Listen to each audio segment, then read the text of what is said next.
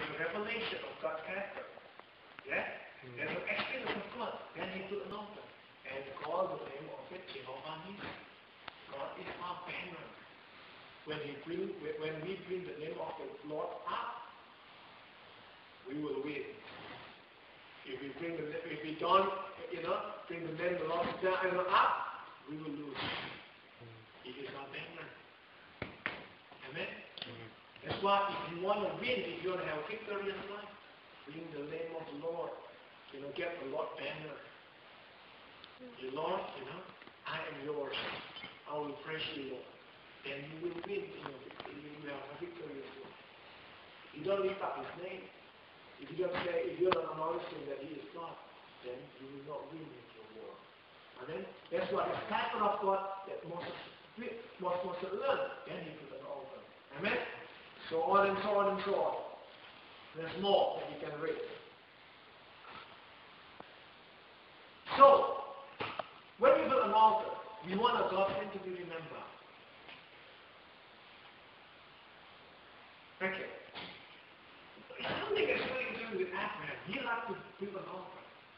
Because why? Because build an altar is not only that it's for him to give a sacrifice to God, but no, it's also for other people to see. Yeah? For other people to remember. He called it Jehovah Nissi. So then when the Israel, 10 years and 20 years from now, you look at the altar and say, oh, remember John, he start telling the story. We were at war. And some remember the name of God. Right? So that is what the altar for.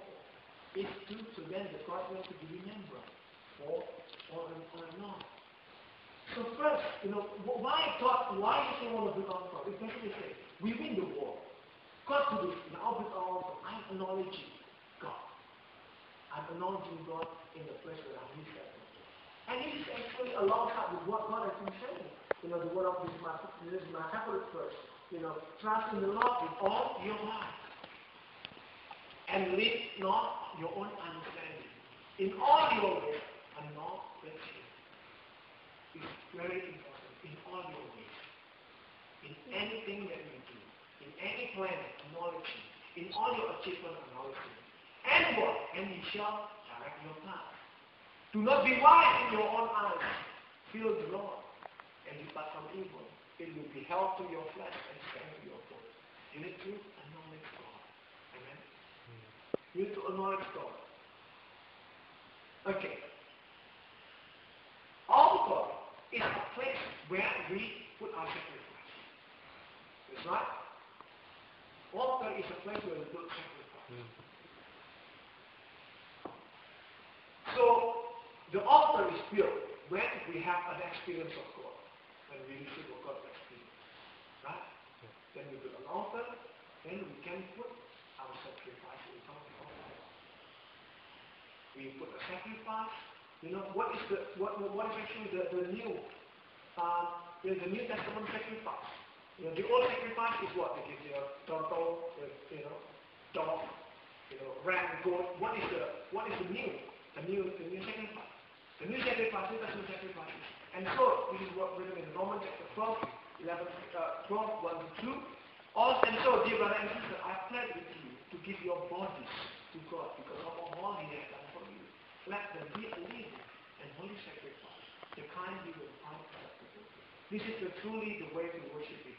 Don't copy the behavior and custom of his word, but let them transform you into a new person by changing the way you think. Then you will learn that you know God's will for you, which is good and pleasing and perfect. So, what is the New Testament sacrifice? So, what we need to do now is our life, our body, is a living sacrifice. Amen? We give sacrifice our time to go to the church.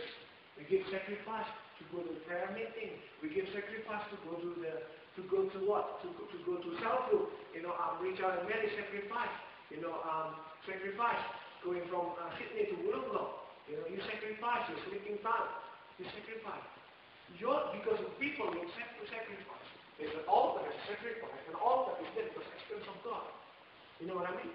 If you don't experience of God, you are only burning your sacrifice from on the other people's altar, not in your own altar.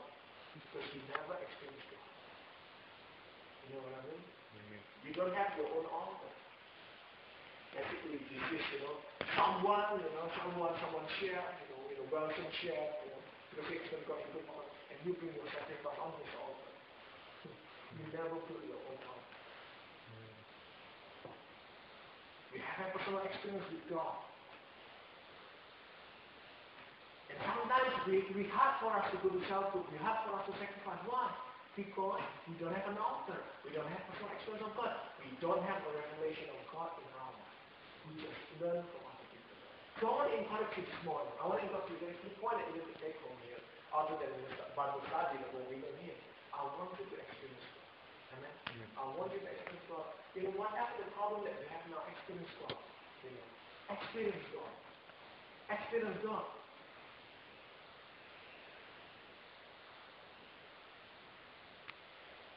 So an altar can be in anything. Altar in the New Testament, altar can be anything. Altar is the place where you want God to be remembered. So in this area of your life that you want God to be remembered, if you want God to be remembered in your family, build an altar in your family.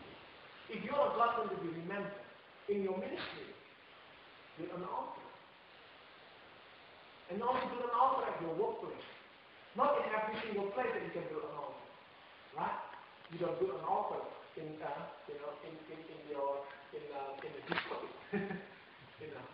but you build an altar in the area where you want your doctrine to be remembered. Amen. When I learn about this, I learn something, and I also make a plan to change in my life as well. What is the altar? In Bethany, the old Bethany, it's called family altar. Now I start to understand what is in my family altar. Before I just heard it, but it doesn't make sense in the family altar. When I learned about this, when I started to talk about it, it doesn't make sense. It's, we need to build an altar in our family. So then God's name will be remembered in our family. Other people will see that God worked in our family. And our children will see because we have altar in our family. Amen? Amen. It's not to make sense. I don't understand. I just heard about family altar. It doesn't make sense for me. And maybe the new guys don't understand. Maybe Pastor before Alex Abraham maybe have kept the revelation from God. I never know. But that's why we call it family altar. This is very important. In your family, let's build an altar. Even in my house, my old house, my home in Indonesia, my father's house, we used to worship our ancestors. We have an altar now. And people will remember, we will remember that. The kids will remember, my father used to, give fruits and all those things, water, tea, in that altar. Right? Mm-hmm. So what is the altar that you're building in your family? Are you building, because altar can be altar to worship idols, that also can worship God. What sort of altar do you build? Now, I wanna share with you as well the material of needed to build an altar. So it's not just only an altar, okay? But there's some specific comments how we can build an altar. Okay. Let's open our Bible. I don't have it here on 2 Kings chapter 16. 2 Kings. I think with the slide and everything, you guys never open your Bible. So. You're spoiled. 2 Kings chapter 16. 2 Kings chapter 16. Okay, I'm going to read just a couple of verses here on the 2 Kings chapter 16. You can read it yourself with the rest. It's the story about Ahaz. It's the king of Ahaz. Ahaz was in Judah. Ahaz, son of Jotham, began to rule over Judah in the 17th year of King Pekah's reign in Israel. Ahaz was 20 years old when he became king, and he reigned in Jerusalem 16 years. Now this is very important. He did not do what was pleasing in the sight of the Lord, his God, as his ancestor David had done. Instead, he followed the example of the kings of Israel, even sacrificing his own son in the fire. In this way, he followed the practices of the pagan nations. The Lord had driven from the land